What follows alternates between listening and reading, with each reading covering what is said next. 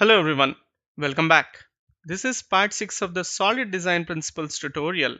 In this session, we will discuss dependency inversion principle and will understand the intention of dependency inversion principle usage. Please refer to the previous parts of the tutorial before proceeding. In the first session of the solid introduction, we have understood that D in the solid is acronym for dependency inversion principle, which is also known as DIP. The dependency inversion principle introduced by Robert C. Martin states that high-level modules should not depend on low-level modules, but both should depend on abstractions. It also states that abstractions should not depend on details, but details should depend on abstractions. To simplify this, we can state that while designing the interaction between a high-level module and a low-level module, the interaction should be thought of as an abstract interaction between them. Let's now understand what dependency inversion principle means and what kind of problem does this solve in the application development lifecycle. Before understanding the intention of usage, let's try to understand a traditional application architecture implementation. During the process of the application design, lower level components are designed to be consumed by higher level components, which enable increasingly complex systems to be built. In this process of composition, higher level components depend directly upon lower level components to achieve some task. This dependency upon lower level components limit the reuse opportunities of the higher level components and ends up as a bad design. From the illustrated diagram, higher level modules depend directly on lower level modules, and this does not follow the first point of the dependency inversion principle. Now let's take a look at a button click event example from the presentation layer that calls directly the employee save method of the business logic layer, which does some validation checks before saving the employee details to the database. This flow looks absolutely fine.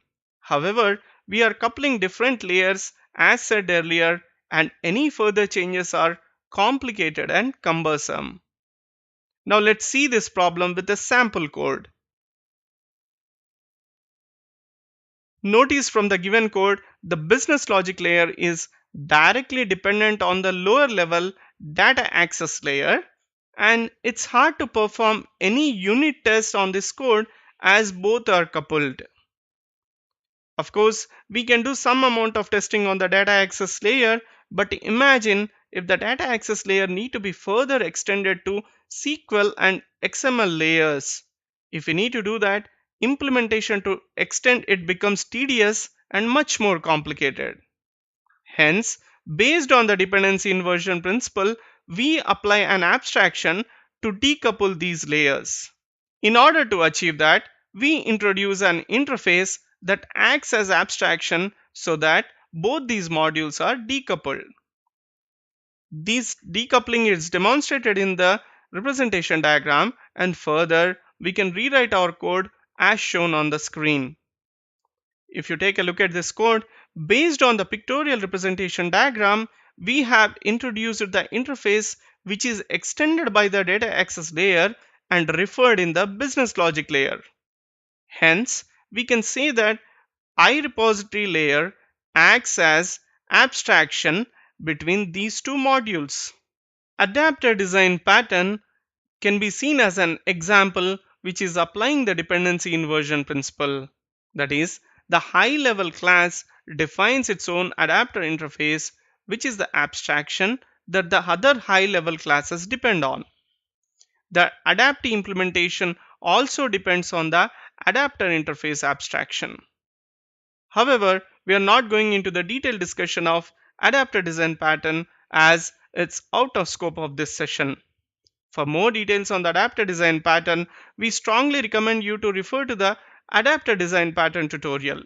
In the next session, we will further discuss the implementation of dependency inversion principle using abstraction, dependency inversion or inversion of control, service locator, unity containers, etc. using some simple examples. I hope now you have a good understanding of why we need to follow dependency inversion principle. Thank you for listening and have a great day.